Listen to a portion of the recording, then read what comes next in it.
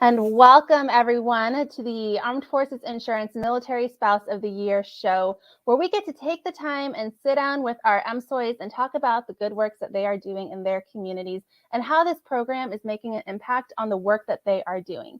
Joining us today, we have Abbi. Abbi, welcome to the show. Thanks for having me. It's here. Can you just take a little bit and tell us about yourself? Absolutely. I am a Coast Guard spouse of almost 12 years now. I have 3 amazing little boys, and we're currently stationed in New Orleans and just enjoying a little bit of the cold weather that we have going on right now. I think everyone's enjoying that cold weather. I'm a little jealous that you're in New Orleans because Cafe du Monde is like one of my favorite places. And I'm a little jealous you've got that like right down the road from where you're at. We love the beignets. I've started just making them at home instead of driving into the city, so it just makes it a lot nicer. No, absolutely. I got to learn how to do that. So as we dive into today, can you tell us what your MSOY title is? My MSOY title is Armed Forces Insurance Coast Guard Spouse of the Year for 2022. That is awesome. Congratulations on that. So what were you nominated for? I was nominated for my just general impact in the community, helping families find relevant information, helping families find adequate housing within their BAH, and just making sure that spouses always felt like they had someone in their corner, someone rooting for them.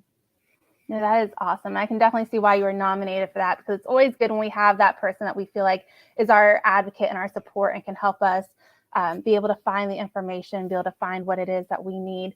So as we know, sometimes in life, things change, passions and advocacy paths sometimes change. So what is it that you're working on now?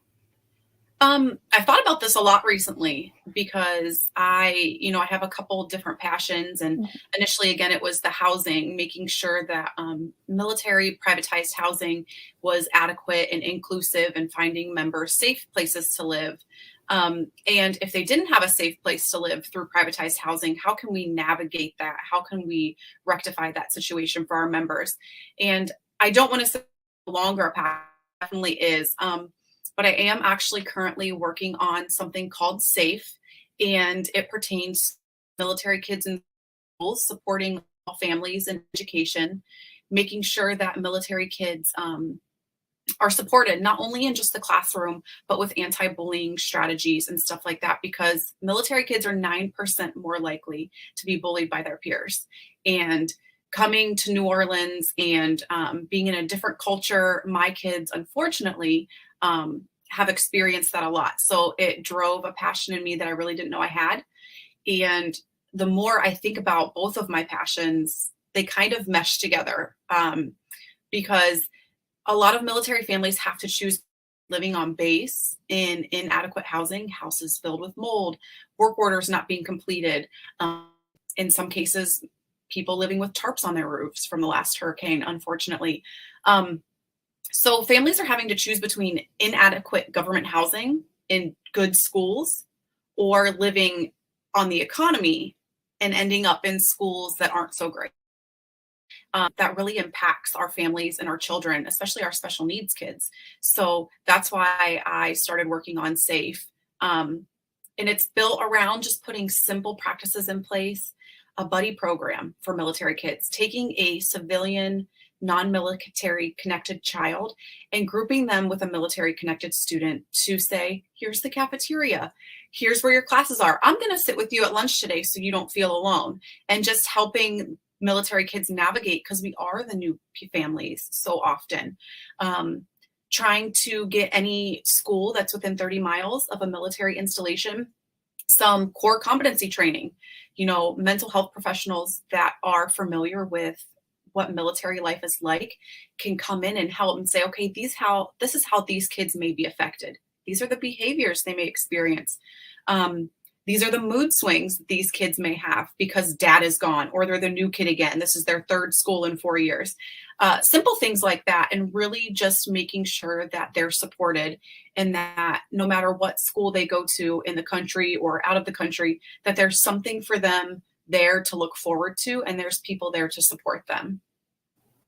No, that is definitely some good work, and I'm really excited to see you working on that and to see where your journey is going to take you with that. Having military kids of my own and seeing some of those transitions, that some have been better than others, and seeing how the schools have been equipped to be able to handle a new military kid coming in, knowing they're only going to be there for a year, maybe two, and then moving again. I can definitely see how the work that you're doing and that SAFE program is going to be so beneficial for our kids, and being able to hopefully one day see that, DoD wide, and being able to impact everybody. So you talked a little bit about it in there, but can you walk us a little bit more like through your journey on how you got started, maybe that transition between the housing piece into the anti-bullying piece? Absolutely. So after I was first nominated, and I still have the pleasure of sitting on the executive board for Armed Forces Housing Advocates, which was an opportunity that came directly from I was able to connect with people that I never would have been able to connect with. MSOY program. So I do work with them very closely. It's an amazing organization. And it just kind of snowballed. I realized that, we weren't living in military housing here in New Orleans because we were afraid of what we were getting into with birds and the moisture and the mold. And we had just come from San Diego living in military housing. So it wasn't something we really wanted to do again, unfortunately. So then I realized that we're in an area where bullying and accepting people for their differences, unfortunately, just kind of isn't a priority. I don't want to say people don't care, but it's definitely not something that they're pushing in schools. So then my kids started getting bullied, and it was every day there was something different they were picking on him for, and there were struggles in the classroom. And then he was coming home emotional, and it was just one thing after another that led me to say, you know what? It's not just my kids that are experiencing this. This is all military kids and kids in general, to be honest, when you have to move, but especially our military kids. So it just kind of was a snowball effect of living a different experience that led me to, what I'm trying to work on now. I love being able to kind of hear that transition because everything is in a way connected together.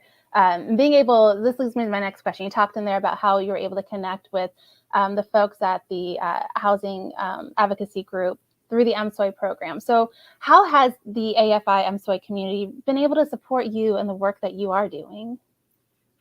Just exactly that. They have given me connections that I never would have had otherwise. They've put me in a room with people who are much smarter than myself. And that's all the advice I always give is don't be afraid to not be the smartest person in the room. Because if you're the smartest person in the room, how are you going to grow? Where are you going to go from there?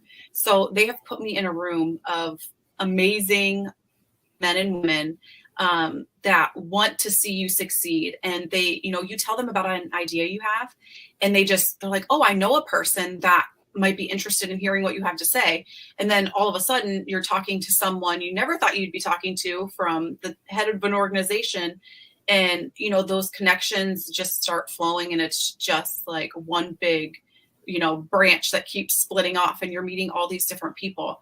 And the program as a whole is run by some amazing people who we can always reach out to and say, hey, I need help with this. Hey, can you walk me through this and help me understand?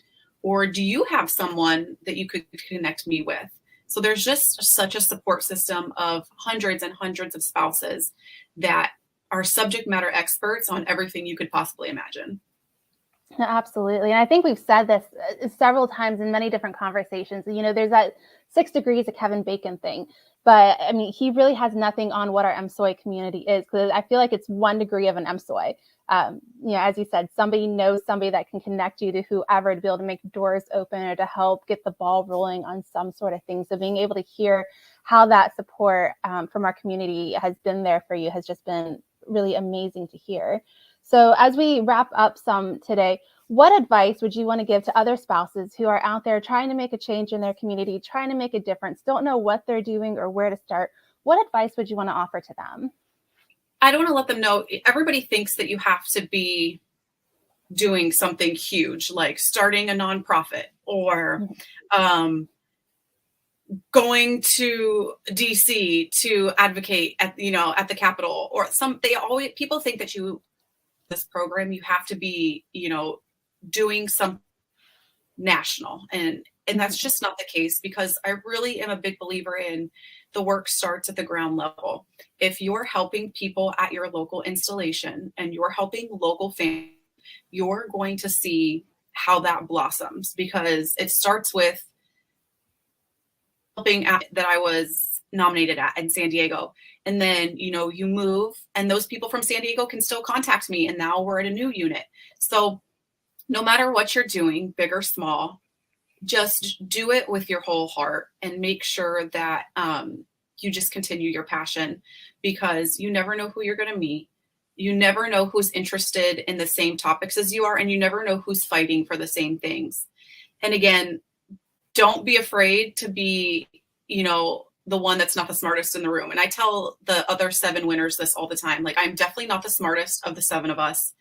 We're all so passionate, but I have something to learn from each and every one of them. And that's what we should all strive for. Be in a room where you can learn from people.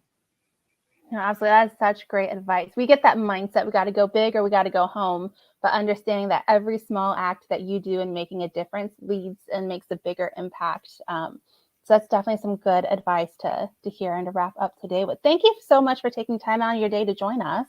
Absolutely. Thanks for having me. I loved it. No, absolutely. And everybody else watching, stay tuned. Catch us on the next episode as we get to talk with more of our MSOYs to hear about the work that they are doing. And until then, remember, everyone, take care of each other.